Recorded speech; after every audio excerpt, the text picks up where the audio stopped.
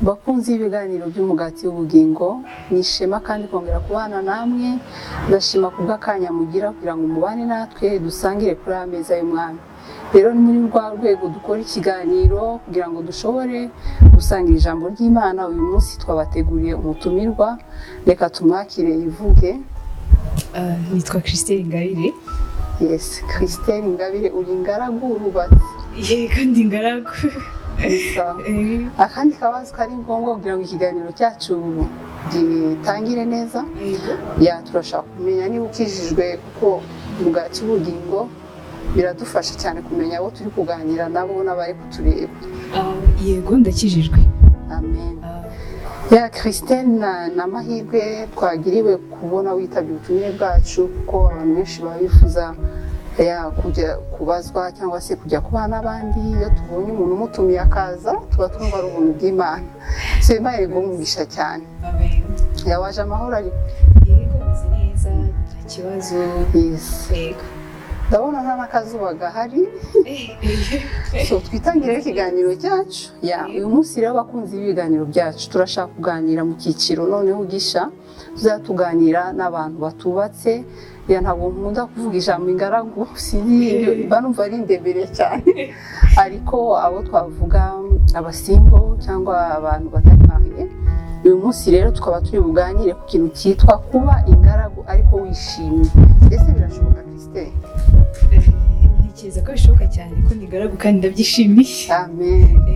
Rero naho tuzadutumira abantu batandukanye batarubaka, ariko tukumva imitekerereze yabo kugira ngo bakomeze abantu.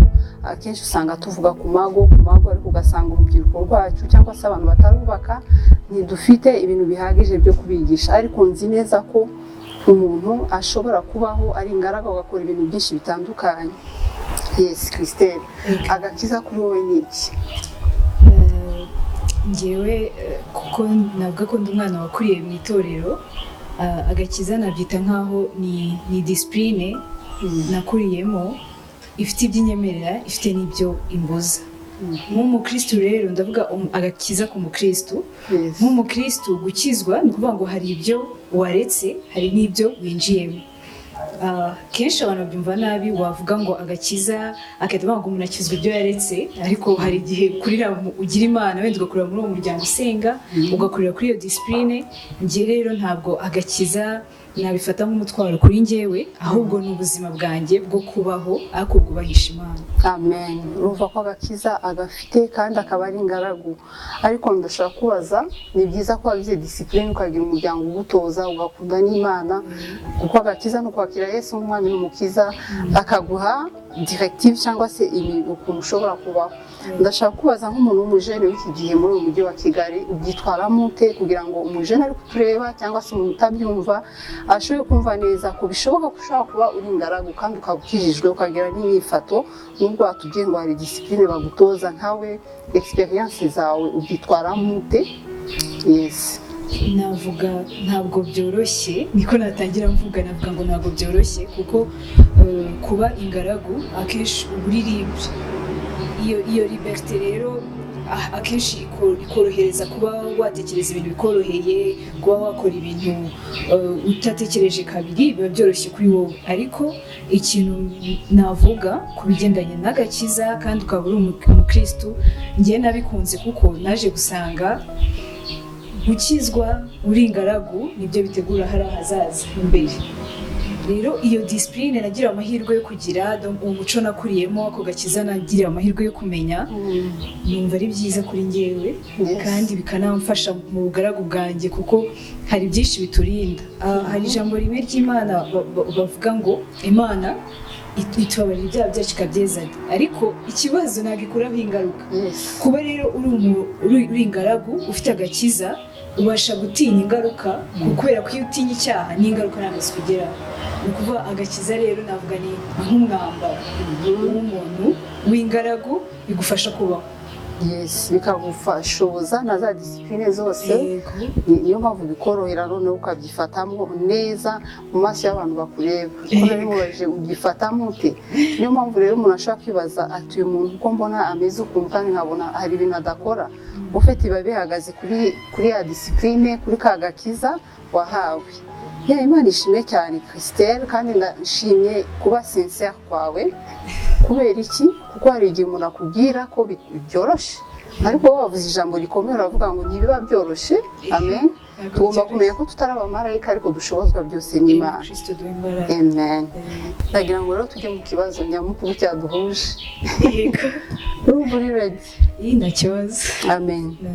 None ikibazo naguteguriye kiri bube gifashe kino kiganiro, nagira ngo ubaze, none ko mbona uri ingaragu yishimye kandi ukaba wanabitubwiye, ubiterwa n'iki kugira ngo wishime? Ese urungano rwawe cyangwa se abantu ureba bishobora kugutuma kugira ngo wihute urongorwa ushaka kubaka urugo? Iki kigutera kunezerwa ntugire speed cyangwa kwihuta kumva urihagije ukuri? Kuko but cyangwa se intumbero y'icyaduhuje kugira ngo tuganize abantu ko umuntu ashobora kunezerwa ari ingaragu.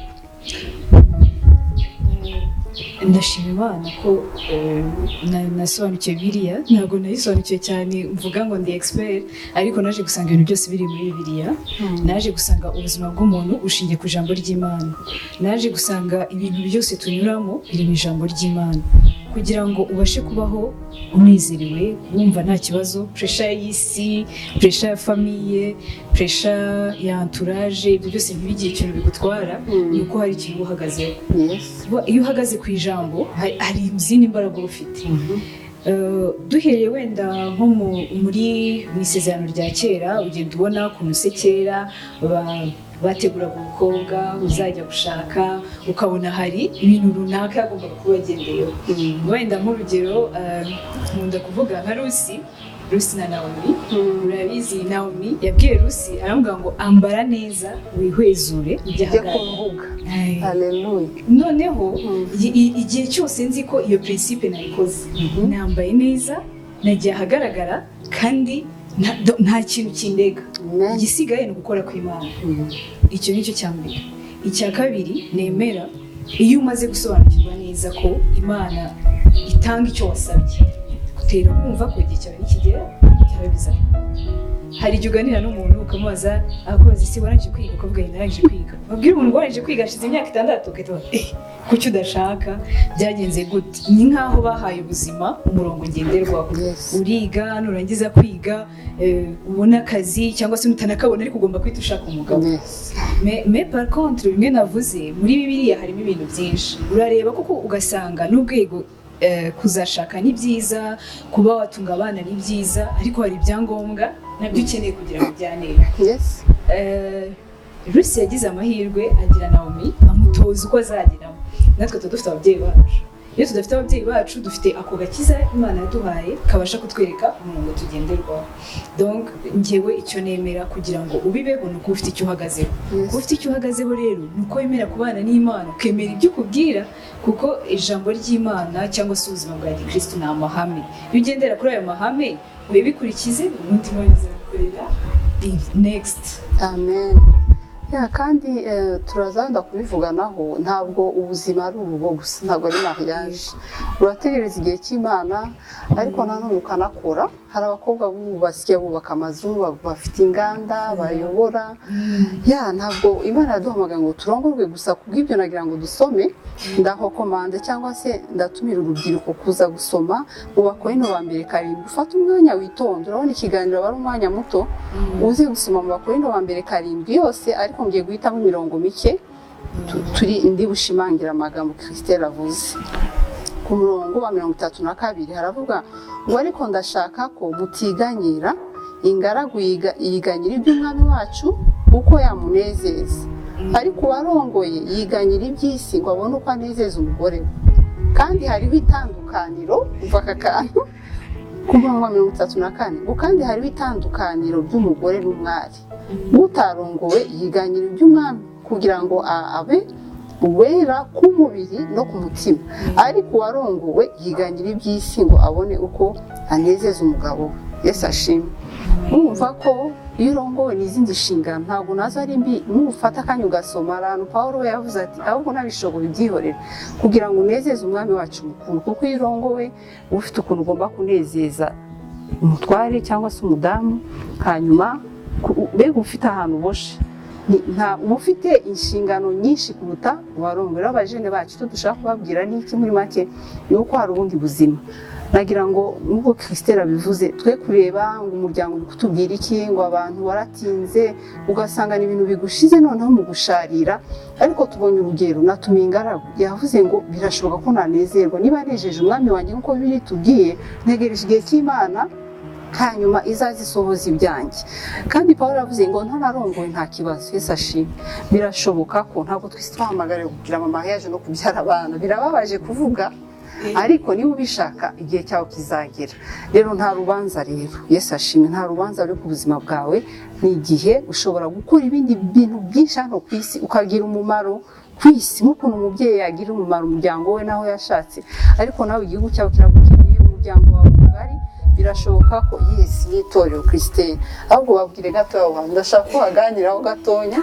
Yes, hari kandi kantu wabikomojeho njye nakunze cyane nanone, kubera ubuzima bw'umuntu iyo urebye muri Bibiliya ubona byinshi byo kwigiraho. Ibuka igihe nanone bashakaga umukobwa bazashyingira Isaka, barambwiye ngo genda ujye aho ingamiya zacu zinywera amazi. Umukobwa uri bubashe kuhira izi ngamiya akabaha n'amazi yo kunywa, uwo niwe mukazana wacu, ni wowe ngo niwe. Haleluya. Igihe cyose uzi ngo wowe kondisiyo uriho wemeranya n'umwami wawe, uwo twakurikiye. Njya nkunda kubivuga rimwe, wenda se abantu bakumva nta muntu nzi w'umukozi nabonye nk'uyu mugabo twakurikiye, ndavuga Yesu. Kuko niba yaraje mu isi yajya kuvuga ngo ngiye gutoranya intumwa, nta mushomeri yafashe, ngo yafashe abantu basanzwe bakora. Ruba ngo kugira ngo ugire inshingano hari ibyo usabwa kuba ufite. Donc niba ndi ingaragu kano kanya nkavuga ngo noneho ndi ready mwami ngwino ntabare, ntago nzasitabaza Imana nanjye nzi ko hari ibyo nujuje. Reka mbanze mbe ready, mbinezererwemo, kandi nemere ko nyuma y'ibi hari ibindi bizaza. Simbiterwe n'ubwoba, simbiterwe nuko uhuye n'umuntu akahita kubaza na n'ubu imyaka, cyangwa akakwibutsa imyaka yawe. Ibyo ni societe yacu. Cyangwa se ukumva aravuze ngo siko runaka yabuze umugabo, wenda ntabwo ari cyo ndi gutekereza, kandi ndacyafite ibindi. Nuko twagize ikibazo tugakorera muri societe itwemeza ngo ibintu byose bizagenda ku murongo, ariko ngiye cyo nemeza cyo kubibamo kandi ukabinezererwamo, nta kindi kibigufasha usibye kuvuga ngo mfite icyo mpagazeho. Amen. Haleluya. Christelle, Imana igumisha cyane. Kumenya Imana nibwo bwenge kandi ko kujijuka. Imana iduha wisdom ikakuwigisha uko ukwiriye kuba ibihe byose. Sinzi ikintu wiringira, niba wumva ko urugo rwo ruzaguha kunezerwa, ushobora kugeraho ugasanga hari izindi challenge, ariko toujours waba tubatse buri gihe ni Imana mbere na mbere. Rero Christelle, nagira ngo turangirize ku bibazo bibiri. Niko ushaka kubwira umujene ari mu gihe cya panike cyangwa afite ubwoba kugira ngo tumukure hariya hantu, kuko birahari bitewe n'izo mpamvu nyine nyinshi tuvuze. Niko ushobora kumubwira, kuko turashaka dufashe umuntu arimo kureba Bread of Life, yumva aruhijwe n'ibihe n'iminsi, akumva yabuze uko abigenza. Tubanze tubwire uriya, hanyuma turabwira n'abandi bakunda kubashira mu gihe kigoye, twumve inama twabagira. Mbere na mbere yuko ubasha kumenya icyo uzamarira umuntu, ubanza kumenya wowe icyo ukeneye. Ni ukuvuga ngo pressure y'isi irahari. Iyo mvuze isi mbavuze ababyeyi bacu, mbavuze amatorero dusengamo, mbavuze ahantu hose dutambuka, icyo kintu kiraza ugasanga bavuze uriya mukobwa na n'ubu. Ariko nkuko nakomeje mbivuga, inama nziza nagira buri wese, njye nimbanze menye ngo ninde ndindi, menye ko icyo kintu gikeneye. Kuko mu by'ukuri nubwo bavuga ngo iyo pressure, nzi neza ko umubare w'abantu ushaka kumubaza ati hari igihe umukobwa avuga ngo ngiye ngomba gushaka umugabo, ariko wamubaza impamvu agomba gushaka umugabo ugasanga nawe ntabwo abizi. Ugasanga ntabwo azi, wenda akavuga ngo nkunda abana, ariko nyuma y'abana harimo kurera, nyuma y'abana harimo izindi nshingano. Urugo ni ikintu kizabamo departement nyinshi. Mbere y'uko niwumva wakurikije ibyo umwami Imana dusaba, ukumva uri ready, pressure nge numva nta kintu yakikubwira igihe cyose uri kugera ku kintu ushaka. Ikindi rega, ntabwo ubuzima bw'ingaragu ubuzima buri free, ni ubuzima ubuzima nibwo dukwiye kunezererwa, niwo mwanya afite umwanya wo gukora icyo nshaka, niwo mwanya nzabyuka. Urumva iyo umaze kuba umubyeyi cyangwa se tuvuge niyo wagera mu rugo ariko ufite izindi nshingano. Inshingano rero uba ufite nk'ingaragu ni ukwikunda, ni ukwimenya, ni ukwiyitaho, ni ukugira umwanya wo kunezeza Imana. Yes, amen. Haleluya. Bajene ndizeye ko muri gufashwa, ubwanjye ndi gufashwa Christelle. Tuzavuga noneho ku kindi cyitwa noneho ugiye guhitamo, ariko uyu munsi turacyari aho ngaho kugira ngo dufashe urubyiruko cyangwa se ingaragu bya jambo ntinya. Ariko rero turangiriza kuri iki kibazo cyangwa se ubufasha twaha noneho sosiyete yacu. Duhuze sosiyete ni ukuvuga ibijyanye na culture, kandi ntitubwira abakobwa gusa, turabwira n'abahungu. Nicyo ushobora kubwira abantu batugose, abantu bagose urwo rubyiruko ababakikije, nicyo ushobora kubaha kugira ngo turangize dusenga. Niki wagira inama sosiyete zacu tubamo cyane? Navuga icyambere kuri sosiyete baradushuka, iyo pressure badutera ntabwo bazadufasha, kuko umuntu ashobora kuza akagupushinga akubwira ati shaka ariko nugerayo niho uziberayo. Sosiyete rero yego nibyo, nimba mukeneye ko dukora izo ngo, nimba mukeneye ko tugenda tukagera hari ahantu ni byiza, ariko nanone ntacyo byari bitwaye igihe aho mpagaze ngiye hanejeje.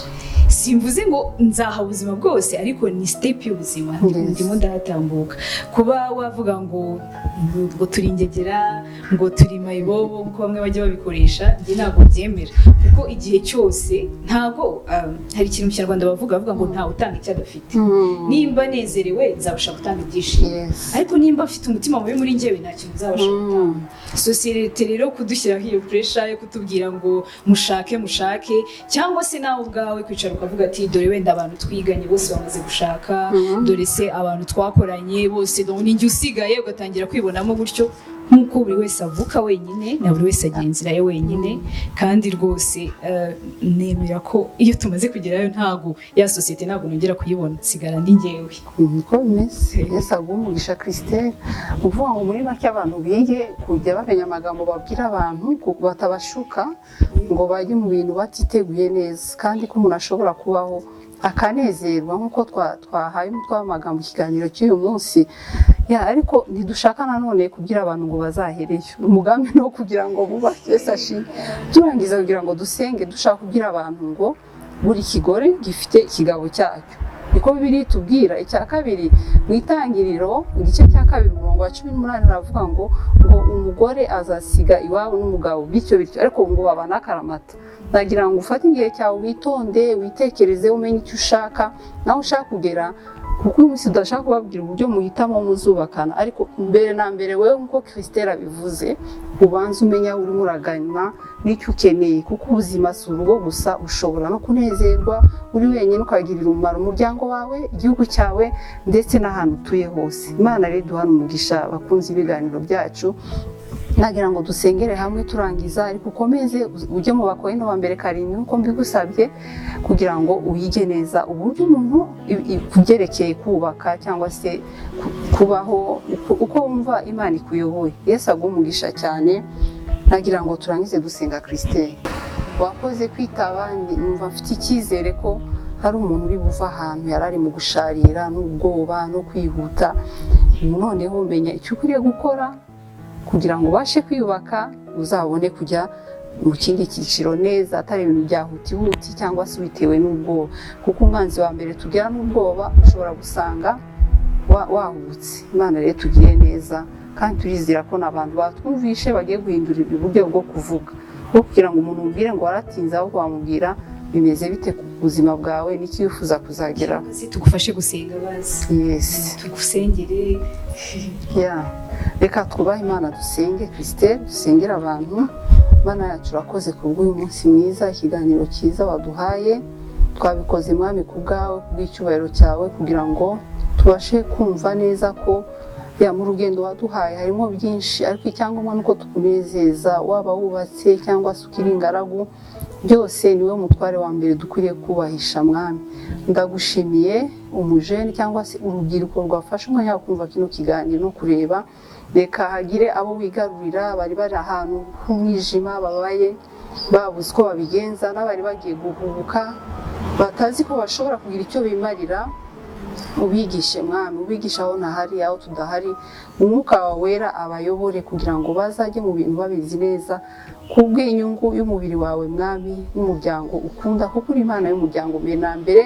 Wifuza ko twubaka amago duhubutse cyangwa se tubikoze kubw'irari, ariko kubw'icyubahiro umwami wanjye. Sabe umugisha Christelle, ujyane nawe kubw'ubwenge yatanze, umwuka wakomeze kumuyobora kugira ngo umwami Imana n'abandi babuhoke, izina ryawe ryubahwe iteka ryose. Sabe umugisha na cameraman yafashe amajwi, umugirire neza kugira ngo nawe akomeze gukora umurimo wawe afite imbaraga n'ubuntu bwawe. Urakoze kubwa byose mu izina rya Yesu Kristo umwami wacu, amen.